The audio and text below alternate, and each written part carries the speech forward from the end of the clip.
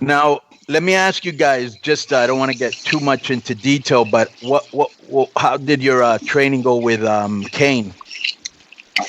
It went very, very well. I haven't said a word to anybody about it, obviously, for obvious reasons.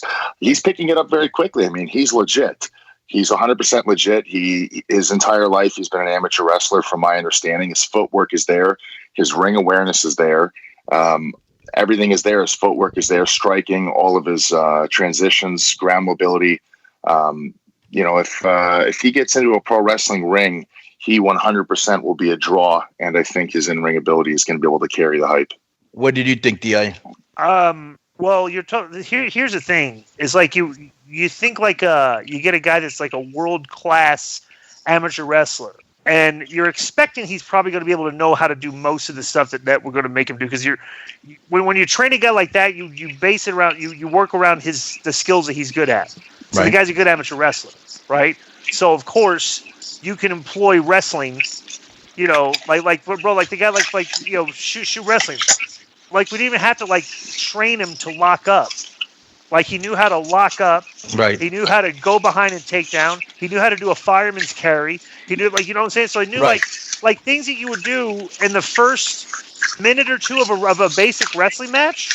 He could already just do all those things just right off the bat. You know what I'm saying?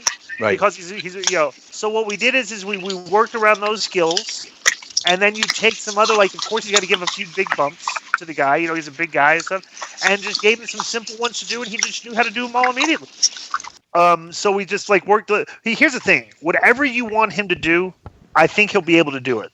Like if you look at what he can do and say, okay, hey, let's try this. Since you can do this, I would suggest he'd probably be able to do that. Like he could probably work his way, like the first 2 months of training for somebody, like in professional wrestling, they took somebody off the streets. He'd probably do it in 15 minutes. Like he knows how to do all that stuff, Right. So, yeah, you both spoke very highly of him, and that really impressed me. Somebody to come in that.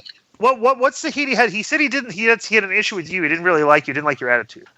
Basically, that's what he said to me. He had actually written me a text, and I might remember that where Cain was saying that he felt Conan was disrespecting him, was going to have words with him when he saw him. Well, verbatim what he said. Was he said he felt like Conan was looking at him like a guy who had no idea what he's doing, and he had to refrain himself from trying to like physically attack him. Right. I mean, I thought that was a little. I mean, I don't know. I didn't. It didn't strike me like he had anger management issues. I thought he was kind of overreacting, but I don't know Conan. What happened? I don't know, but I got this funny text from him where it just basically says, "Hey man, thanks for hooking me up. What a bunch of idiot and J-Bros at Kevin Cross and Disco. And if I ever see you or them again, I will." And this is how he, in capital letters, fucking ground and pound all three of you into a unrecognizable pulp. Your friend Cain. So he really, I don't know.